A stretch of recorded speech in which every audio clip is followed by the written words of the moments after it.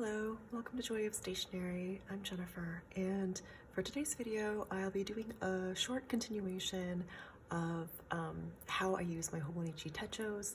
This time I'll be focusing on the weeks, as I've been using it, I guess since I've gotten this, and more recently as well.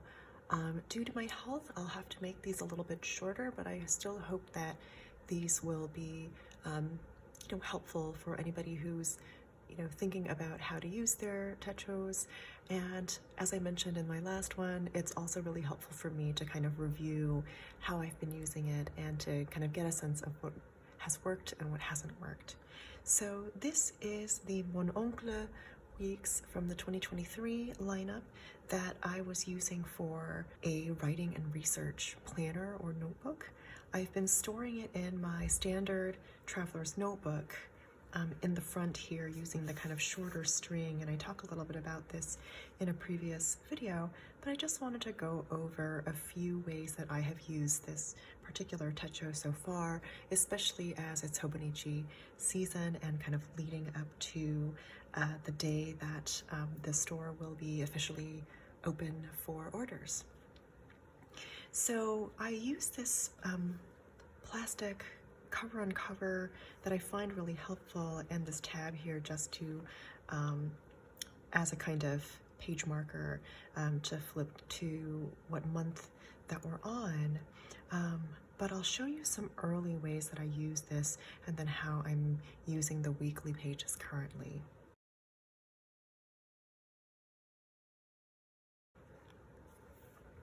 So this is how I began my research and writing Techo in, or planning, I guess, in this Techo. And so this was the very last week of November, the first week of December, when the Hobonichi Weeks begins for the January start editions. And so you can see that on the left-hand side, I had broken it up into two columns. The first column I meant to be using for specific time-bound appointments and maybe little reminders that day. And on the second, for tasks or mapping out a kind of order to the tasks that I would like to tackle for particular projects. I also only used the two-column layout, as you can see, for Monday through Friday, and Saturday and Sunday I sort of combined together as a box where I could do a little bit more reflection on the week and on the projects that I was working on, the current state of my work, and or certain kinds of plans that I had for using this Techo for these purposes. I extended each of the days into the right-hand page here with the kind of secret line that Hobonichi includes on the right-hand side. And I've also kind of divided up this section for each of the days. And what I used this particular column for was as a kind of tracker for particular projects. So I might list the projects that I had been working the most on for that particular day and kind of mark that off. So it was a way that, an early way that I attempted to kind of keep track of which projects I was working on when. On the right-hand column then, for the rest of the right page, I divided it up into three sections. In the first, I listed this as my project deck, or my list of projects, and this is where I listed, here at least, my writing and research projects that were currently sort of on deck. And if you've seen some of my recent videos, you might know that what I've been doing most recently in here is doing kind of an ongoing projects list, but this was kind of an early iteration and focused solely on just writing and research. So this was kind of a list of ongoing projects, or the ongoing kind of writing projects as the project deck. In this middle column, I thought that I would make it a kind of a small section for some notes on concepts that, the kind of bigger concepts that I was particularly focused on working through for that week. So it was a way to kind of keep track of, not only what projects am I working on, but what are kind of the main concepts, whether it's kind of theoretical concepts, whether it's particular topics or particular kinds of ideas that I'm grappling with in my research and my writing. So this would be kind of a space where I jotted some of those things down just as a way to kind of keep track and to kind of write out some of these things. And then finally in this last section, I wanted to kind of reserve it as a kind of week in review reflection in a way. So kind of reflecting on the writing and the research that I was able to do that week, and perhaps some thoughts on, what I'd like to perhaps carry into the next week, for example. So this was the very first kind of iteration of what I was doing with the Hobonichi Weeks as a kind of research and writing tracker as an academic. And later on, this took on a little bit of a different form. I ended up changing up the layout, particularly as things began to get really busy with, juggling multiple other kinds of responsibilities outside of writing and research, but wanting to still kind of keep track of everything as it was happening. So what I began to do is, you can see that the left page and the right page, I developed a very different layout from what I was doing before.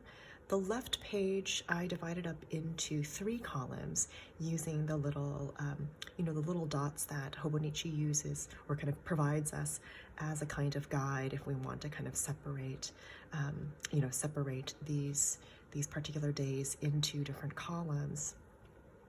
And the first column is where I would list the primary project I was working on for that day. Again, this was specific to writing and research. And then the second column, to kind of account for the fact that there were other urgent and pressing responsibilities outside of writing and research, I would put those in, so related to my university and my department, as well as, specific teaching and course preparation kinds of tasks that I needed to focus on for that day as well. So kind of writing projects, teaching related projects and tasks, and then other, which could kind of include other professional kinds of requirements and commitments, and perhaps work with other institutions or organizations, but nonetheless other things that fit into my responsibilities for the profession, but perhaps wasn't specific to a particular writing project that I was doing, or specific to a particular course that I was planning or teaching. So this kind of allowed me space to get a sense on any given day for which projects and which categories that I was responsible for that day. So it was a way of trying to kind of organize that information for myself. Then on the right-hand side, because this is a flexible space, what I tried to do was I tried to use it to kind of map out what that week's most urgent projects were in any of these categories.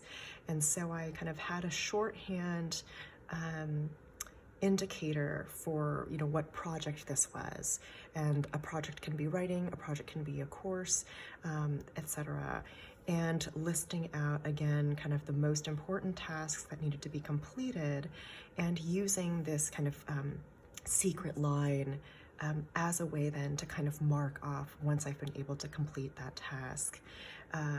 This particular week, it looks like the most pressing and most urgent projects, I had 5 of them, again in different categories here, and I had enough room, just a tiny bit of room, that I wanted to list as next, in order to write down even a brief note about the kinds of projects I needed to kind of keep on the horizon for the next week. So it was a way to, even though this particular week was so busy, to still be kind of looking ahead and thinking, okay, so here's how I need to begin preparing for the week ahead and the other projects that might be coming into the fold that weren't as much part of this one, or continuations of things that I need to do with the current projects.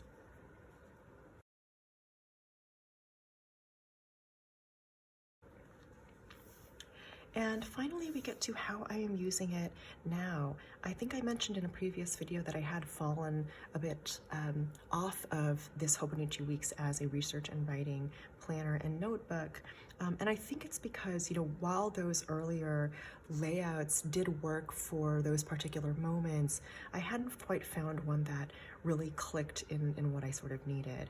And so here is what is working for me now.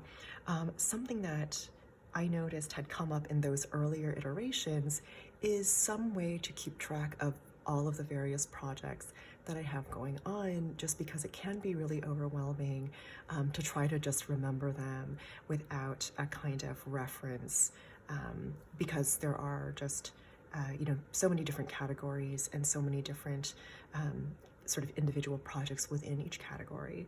So what I've been doing for the past few weeks, and so you'll see that I kind of started this last week as well, is using the right-hand page as an ongoing projects list. What that does mean is there is a bit of repetition in terms of kind of, repeating some of the information from the week before, but that's because it's a matter of just listing down week by week what are the projects that are still ongoing, that are still kind of on the deck. And this kind of is a reference back to my very first one that I showed you, where it was, kind of a project deck that I had kind of made a particular section for. So this entire thing is kind of serving as a project deck in that sense, but this time organized by kind of category of responsibility. So this first section is for writing and research projects. The second section is for teaching and course preparation, course planning, and course design.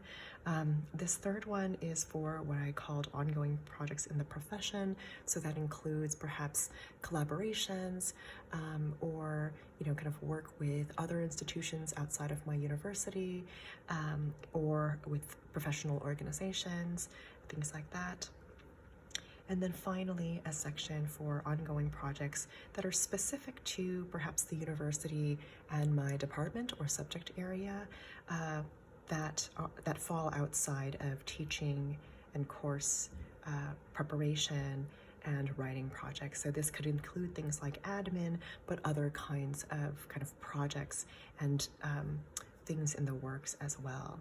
So this has been really helpful the past few weeks, because even though I'm kind of repeating that information from week to week, it gives me a way to, again, keep track on a weekly basis of which projects are still active and which projects I still need to kind of remember, where my progress is. As well as allows me for each of those projects to even kind of write a little note about the current status of it, whether it's a particular stage of the writing process, or whether I am currently at a stage where I'm awaiting some kind of feedback or to hear back from another party or a collaborator or an editor, what have you, for the next stage. And so it's just a way to kind of keep track of not only the projects, but what states or what status they're all in. And then finally, on the left-hand side then, if this is kind of an ongoing project reference, what I'm using the left-hand side for is a way to kind of focus the scheduling of the week a little bit more. So for this weekly layout, I have two columns, once again, but in the first column, rather than use this for the specific scheduled appointments, this time around I'm using it for another productivity method. And I made reference to this in a previous video, but this particular productivity method is called day theming.